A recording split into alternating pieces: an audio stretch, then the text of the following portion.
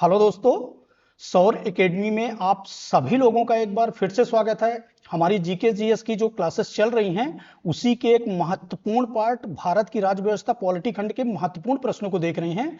इसमें बहुत सारे प्रश्न प्रीवियस ईयर से लिए गए हैं और कुछ नए प्रश्नों को भी शामिल किया गया है जो आपकी आगामी आने वाली सभी परीक्षाओं के लिए महत्वपूर्ण होंगी। तो चलिए क्लास को शुरू करते हैं और देखते हैं प्रश्नों को।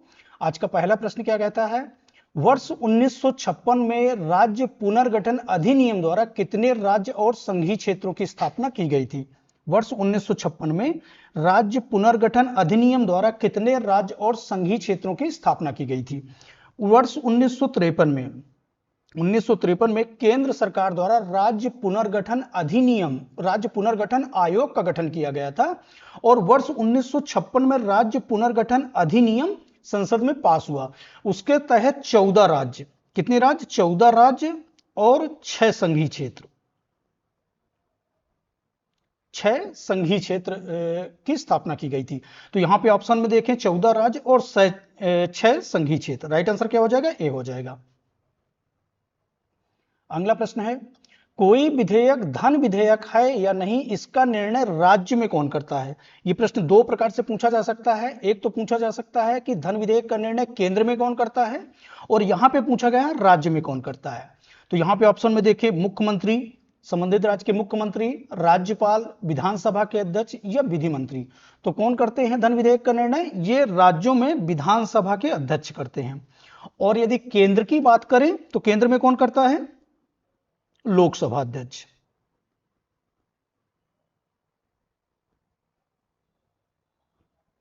और इसका वर्णन किसमें मिलता है, तो आर्टिकल 110 में, आर्टिकल 110 में मिलता है कि धन विधेयक का जो अंतिम निर्णय होता है वो लोकसभा अध्यक्ष का होता है, अध्यक्ष का होता है।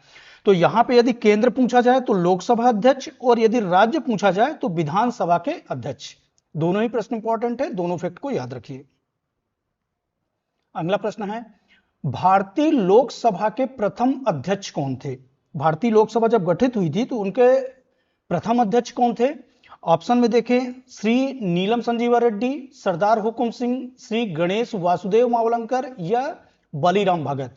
तो कौन थे, श्री गणेश वासुदेव मावलंकर थे। ये पहले लोकसभा अध्यक्ष थे। इन्हें लोकसभा का पिता भी कहा जाता है।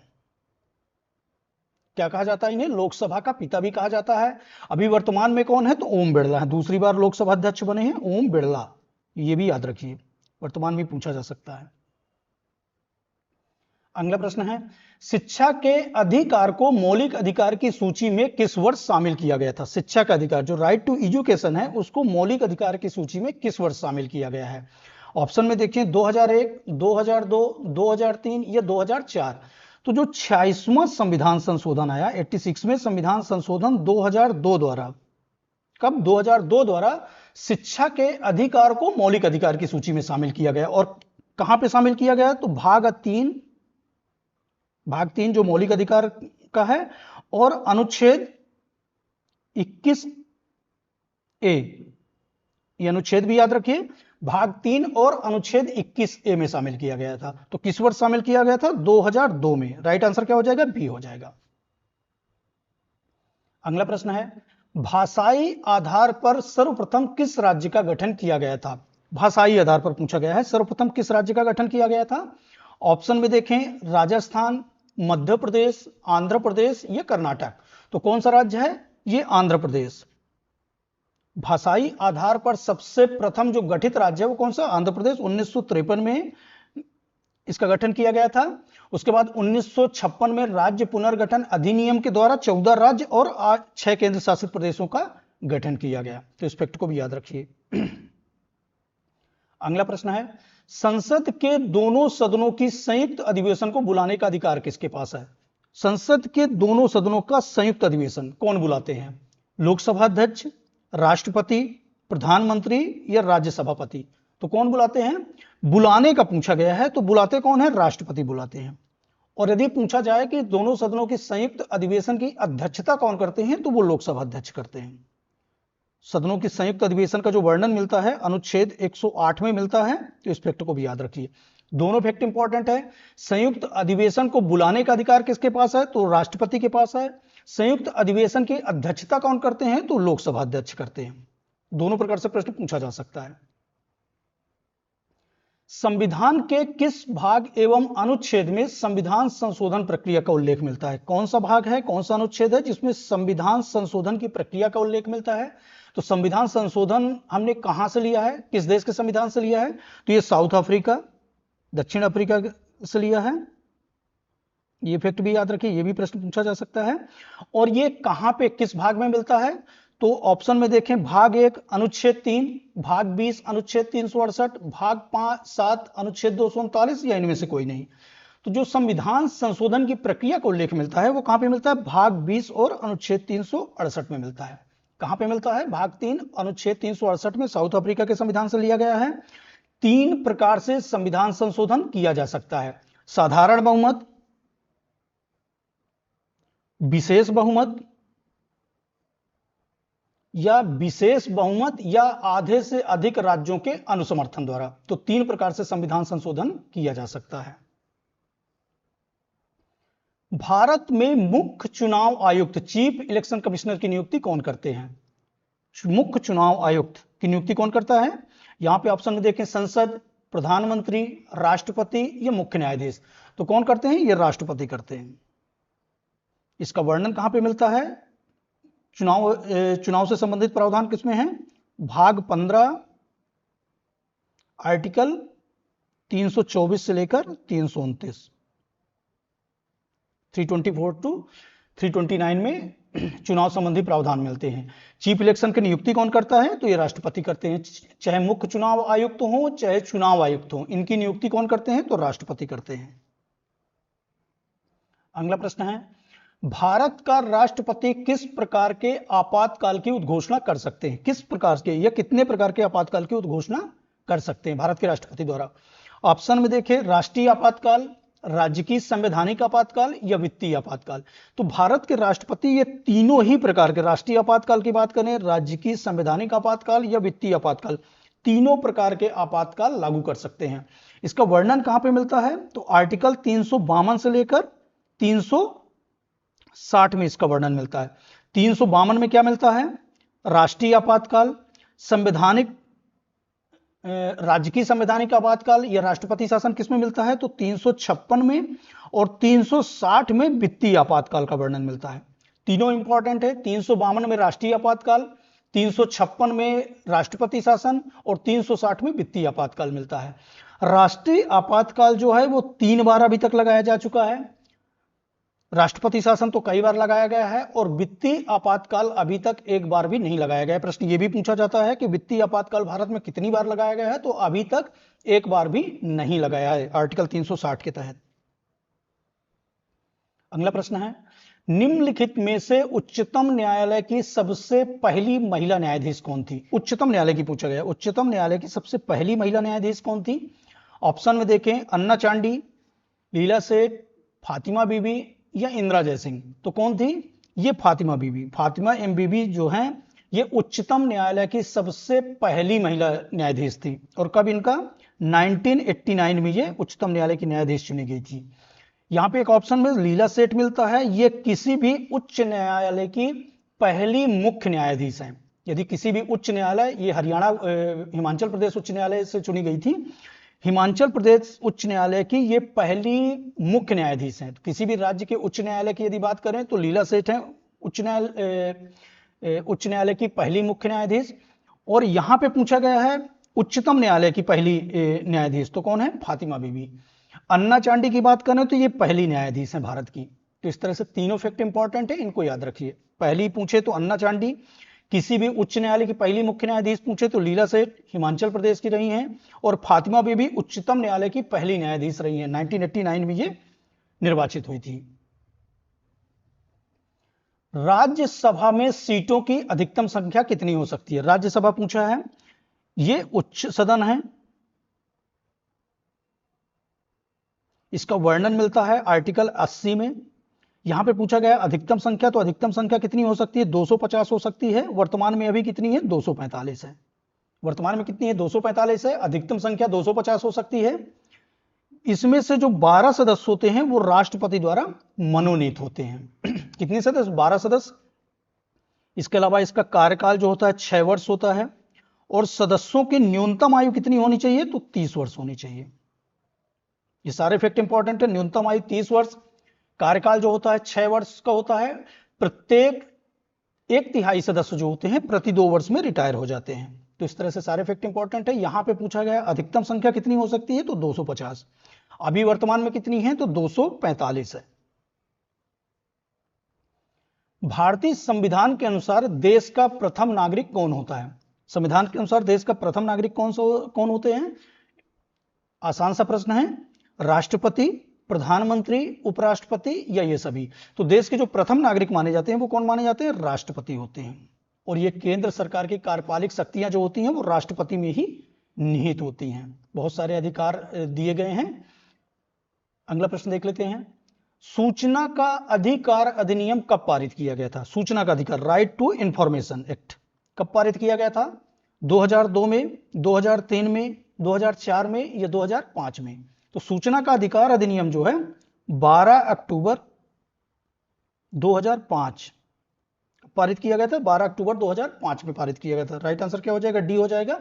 और सूचना का अधिकार जो है ये मौलिक अधिकार नहीं है, तो ये फैक्ट भी याद रखिए। अगला प्रश्न है, संसद के कितने बजट सत्र होते हैं? संसद के कितने बजट सत्र होते हैं? ऑप्शन में देखें, बजट सत्र, मानसून सत्र, शीतकालीन सत्र। तो कितने बजट सत्र होते हैं? ये सभी होते हैं। बजट सत्र भी होता है, मानसून सत्र भी होता है और शीतकालीन सत्र भी होता है। और सत्र से संबंधी प्रावधान इसमें मिलते हैं आर्टिकल 85 में, अनुच्छेद 85 में संसद के सत्र से संबंधित प्रावधान मिलते हैं। तो इस फैक्ट को भी याद रखिए।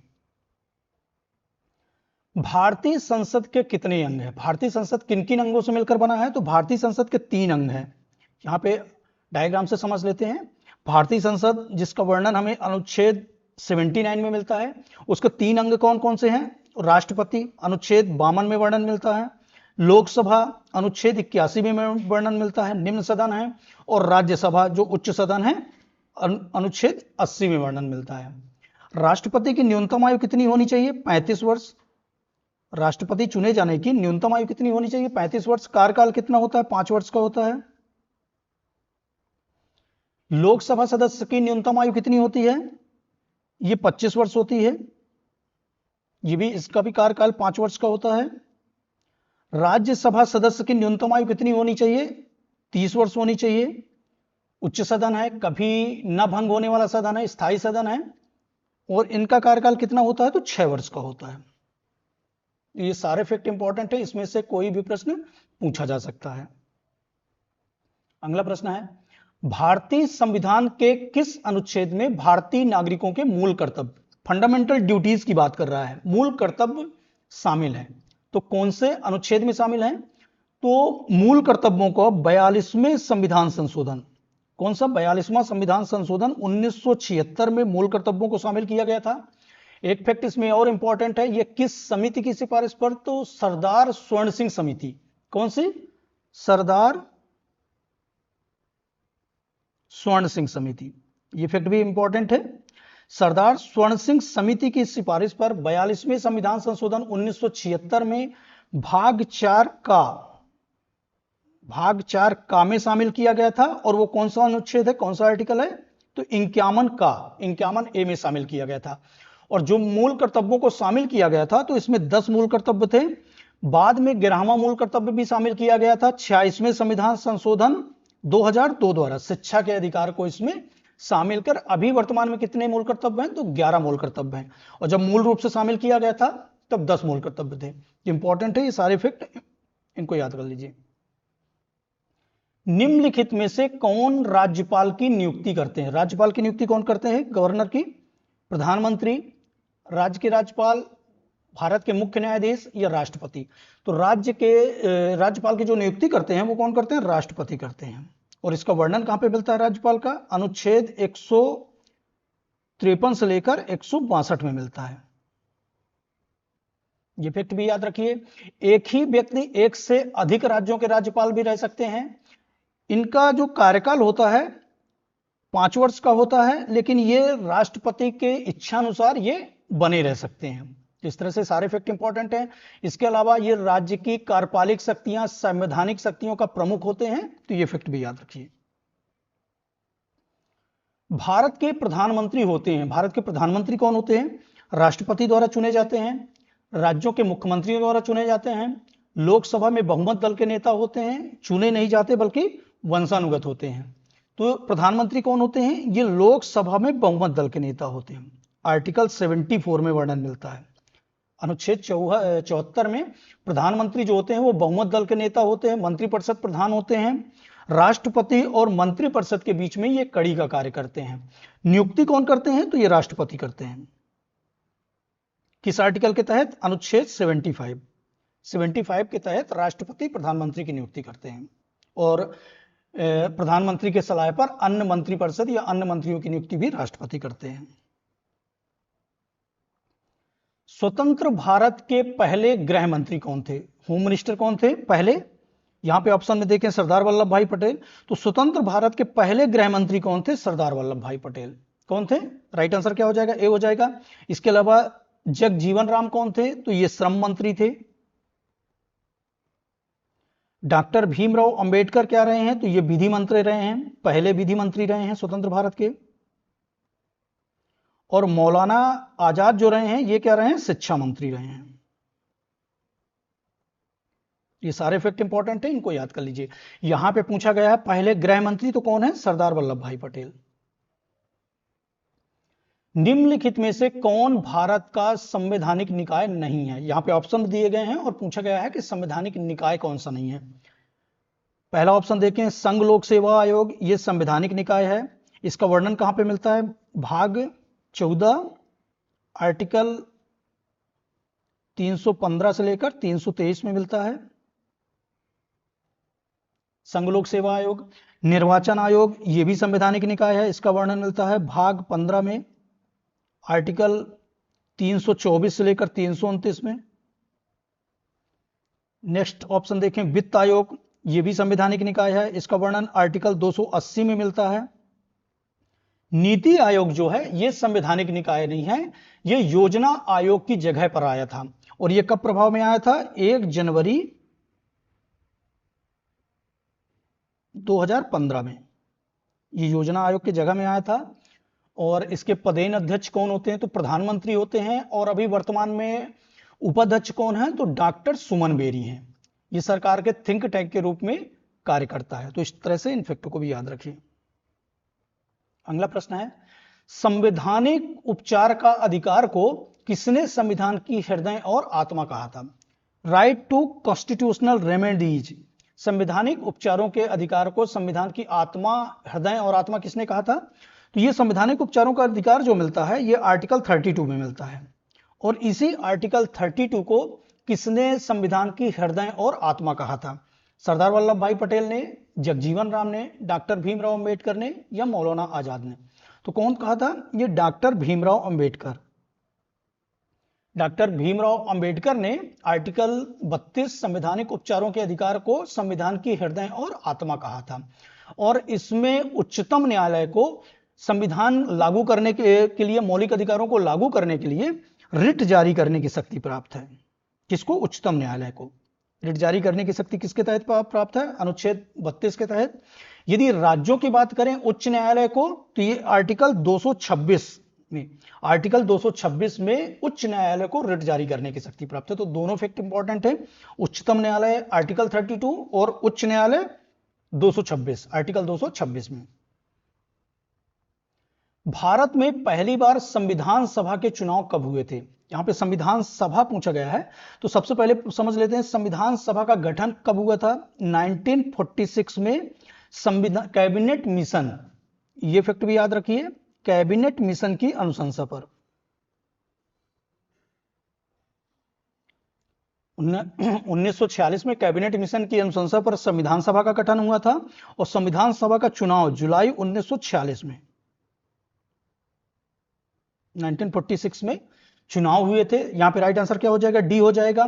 प्रांतीय विधानसभाओं के प्रतिनिधियों द्वारा हुआ था। इसमें कितने सदस्य थे? तो 389 सदस्य थे, जिसमें 292 सदस्य जो थे वो प्रांतीय विधानसभाओं से थे, 4 सदस्य जो थे वो चीफ कमिश्नरी क्षेत्र से थे और 93 सदस्य जो थे ये कौन थे, ये देसी रियासतों से थे। कितने सदस्य थे? 389। भारतीय न्यायपालिका की सर्वोच्चता का सिद्धांत कहां से लिया गया है? भारतीय न्यायपालिका की सर्वोच्चता का सिद्धांत कहां से लिया गया है? यहां पे देखें, आयरलैंड नीति निर्देशक तत्व लिए गए हैं। अमेरिका के संविधान से हमने न्यायपालिका की सर्वोच्चता का सिद्धांत लिया है। फ्रांस के संविधान से हमने समता, बंधुता वगैरह लिया है जो प्रस्तावना में शामिल है। पूर्व सोवियत संघ से हमने फंडामेंटल राइट्स, फंडामेंटल ड्यूटीज, मौलिक कर्तव्य लिए हैं।